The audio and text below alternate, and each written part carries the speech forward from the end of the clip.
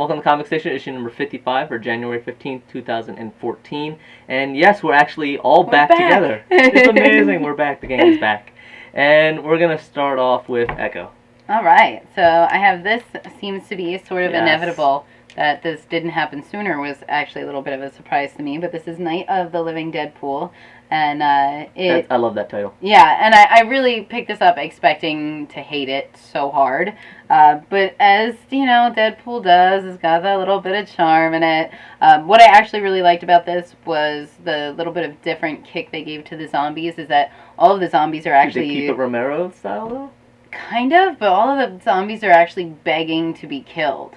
So instead of just being totally brainless and hunting food, like, they are still eating people, but they're like, please kill me. Oh my god, I never wanted this to happen. It's Deadpool. So there's a lot of blood, a lot of killing, and Deadpool's the only one in color in this, and the rest of everything is in black and white. So that was a little interesting. Cool. I like that. Very nice. This is Miracleman from Marvel Comics. Most people won't know who he is. Some people will. But basically, this is Marvel's Shazam. He says a magic word, he becomes a superhero. Usually kids becoming adult superhero. The first about 1/5 of the book or so is an old style comic book, very that style artwork and everything, and kind of hokey. It's setting up, basically giving background who Miracleman is, his little miracle family. He has young Miracleman and kid Miracleman and so forth. And then it goes in, that was time traveling, and then actually there's a modern day Miracleman where he relearns that he's Miracleman. So there's a little bit of a mystery how he lost his memory and so forth, but really I liked this because they basically just bashed on Miracleman, and the wife was just like, that's so lame, it's really, and then Jimmy Dauntless or whatever was the one kid's name, and really now you're going to tell me there was a miracle dog, and guess what there was, and stuff like that. And then the other half of the book is history lesson, basically, so it's interviews with the artists. Yeah, I think it's a good sentiment on what comics once were and what comics are now. And I think although they did, you know, kind of rip into it, make fun of it a little bit, they did it with the utmost respect. Well, yeah, there was a little bit of hokey and a little... It's an older comic. But this does have a parental advisory for strong language and content. I didn't really see it, other than there was one with a rear end, but that's the only image I can think of that was... So, I think a little too strong, but maybe that's an indication of where the title is going, not so much where it is. Cool. I have Revolutionary War Dark Angel. She's filling her father's debts. Her father died, so she has to take on his debts, and his debts were apparently to punish demons, I'm assuming. People who have done... I'm assuming the devil, because she does seem to have like some sort of run-in with the devil, although I think he has like a different name. Alright, so it's one of those stories. She has to pay back some debts, and she kind of has a similar scene to what you're talking about, where she has to kill a bunch of souls that got put into mechanical bodies, and they are asking her to kill them. So she does. And looks interesting. How's the artwork and everything? I actually really like the art in this. It's Mark Brooks, one of my favorite artists, who does Arana. Alright, well, next, this is number 3, but of course I am definitely following this series. It's Amazing X-Men with The Beast Unleashed. Of course, we love Hank, and of course I love this too because there is Nightcrawler and Azazel in here. Nice. The battle scenes, the artwork in this is phenomenal. The story writing in it is great. It's exciting. It's entertaining. It's everything that I want it to be every time I pick this comic up. I continue to enjoy it. I really love the way Beast looks in this, and they even make a comment about how many times Beast is changing faces, and he actually changes faces a couple times throughout this, which I think is great. And that's fun. There is nothing bad that I can say about this. Does it go to the more cat face? And it does. It has that like more lion face and more the face. It's fantastic. I think that this is of all the different X-Men things that are going on right now. This I've picked up and enjoyed the most. Very cool. The next one I have is from Boom Comics. This is Curse, and this is a 1 of 4, so it's going to be a shorter series, but you get a little image in the beginning where basically it's he captured some creature, and you get a little idea that maybe he bit off a little more than he can chew, and there's a bunch of killings going on in the woods, and he has a kid that's sick, so he tries to go on for the bounty, and so it's really, what I thought was really the standout of this issue was the artwork. I really liked, it was really nice artwork, but in some of the scenes, like when the one detective person was doing a little bit of her work, some of the past scenes where she was analyzing the scene was done in a different, like black and white, slightly off color. There was a little bit of splash of color where the blood was and stuff like that. I thought the artwork was really well done everywhere, just to transition between one character to the other's point of view. So it's really interesting. I'm interested to see where it goes, and it looks kind of like werewolf vampire. Something is out there in the woods, and he corners it or captures it somehow, but that doesn't seem to be the end of the story. Cool. Alright. I have Batgirl. I know this isn't the first. This is number 27. But for this, they are going into Gothopia. Which is Gotham, different universe. So it's actually like, it is like a utopia. It's very perfect there. Their crime rates are low. She has a white outfit because it's all nice. Gotham is the city of the light and stuff like that. Yeah. Everyone's happy. Nothing ever bad happens ever happens to kids. Except that it's happening bad, especially to kids in this one. Yes. This Joker is poisoning the ice cream, and well, that's their first bit of crime that they've had in a while. It goes through that. I like it a lot. I do recommend it. It's definitely a different take on the whole Gotham thing. Yeah. So I do recommend this. I liked it. You saw different people in different aspects of what you normally wouldn't see them in Gotham. Very bright, but something just seemed off.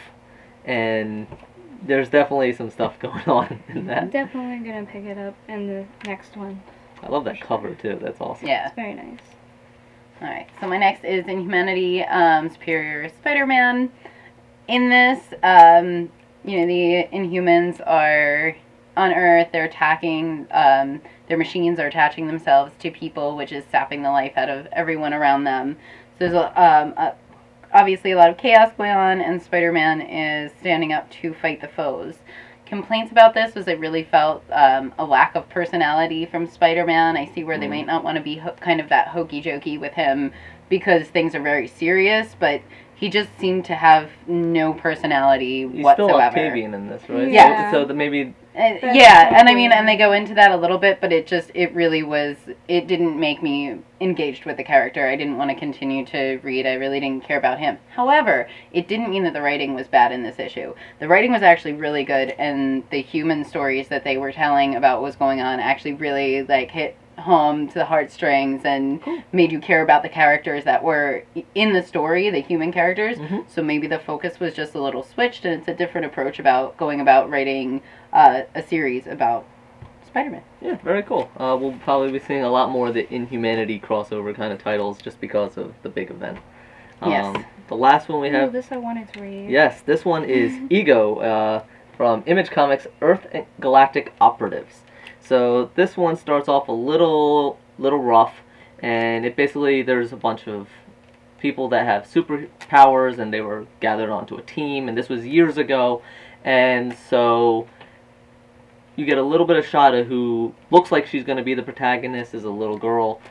She has some abilities, and then this other married couple, and they look to be putting back together a team of new heroes to fight this evil villain. And I like there's a bunch of twists in this. The villain is not what they seem, and the heroes themselves aren't what they seem. The team isn't what it seems, and there's just a bunch of little, okay, grab you here, grab you there. And by the end of it, I really did enjoy the twist at the end. That cemented it as something I will definitely check out issue number 2. I like the artwork in this. I felt was really different because it is done in pastels, which Very. like it's not actually physical pastels, but the color palette is all pastels, and you don't see that too often. And I thought it lent a nice texture. Yeah, it's a really nice mixture between smooth yet somewhat rough images, and so I did enjoy the artwork as well. So it was a really nice first issue. So I'm looking forward to seeing more on that. But it's Image, so you can kind of hedge your bets on that one. Right. For our statue this week, we didn't actually pick out a statue because I'll be honest, I was playing with a toy and I got distracted. So, and no, this will not fit in my head, so I will not put it on because it won't fit on any of our heads. And I tried many times. It does make some nice sounds, which are not on right now. No, there's a switch on the side. Bad with the features here. There's a little switch on the side. You got Jarvis, you have some sound effects. The visor comes up, so if this were to fit, it would come up and show your face, and then you can push on the side and it comes down. So it's fun, it's a toy. I really wish it fit me, because that However, me and Teeny have one of these at home, and just our bread basket. Yeah, we put bread, Twinkies, whatever, you know. That's what an Iron Man helmet should be, just a bread basket. So yeah. That's awesome. But yeah, I got distracted and I was playing with it, so and it will not fit me, unfortunately. But it's fun. It's interesting. It's a good size, even though it probably would be best for kids, and pretty well made. There's a little clipping here and there. When you open up the visor, it does a little mechanical sound to it, and it's adjustable. So while it is for kids, it's adjustable for kids of many sizes inside if it's vertically and around. So yeah, not adult kid size, unfortunately. Yeah, so I'm gonna stop playing with that. So that is our little somewhat statue feature. And for our reviews this week, we're actually not going to go over the reviews. We will mention, however, that Shaolin Cowboy #4 and Kiss Me Satan #5 are up on fronttowardgamer.com, both written by Lito, and if you've been following those series, you'll want to read this because it takes a little veering on both of those titles. And finally, we have Image Comic Con took place last week on Wednesday. We actually are, this is probably our first announcement for this, is comicstationinc.com. We're starting to ramp up a little bit and putting some articles on there. We're backfilling it, and we're going to start filling it up. It's not official yet, but we did have an article go up that had 2 teaser announcements and 13 different announcements for titles that are coming out in 2014 come out of Image Comic Con, and we made one location to gather all that as well as any cover images that came with those announcements. Finally, on Friday, we posted a video on all of our sites, Comic Station, Scott Katz for the Comic Station, Comic Station Inc. has a YouTube, as well as Front Towards Gamer has a YouTube. Just blasted it everywhere. We are doing our Comic Station Awards for 2013. There are many different categories. Each one of us took at least 2 or 3 of the categories, and we are inviting you to comment in those videos. Let us know what you think. Did we get them right? Did we miss something? What are your favorites? And we will have a Reader's Choice Award. Yes, and if you want to bring us out about some of your choices, or you felt something was left out, please let us know. Yeah, because saying something is the best is always so accepted on the internet. Internet loves being defined, right?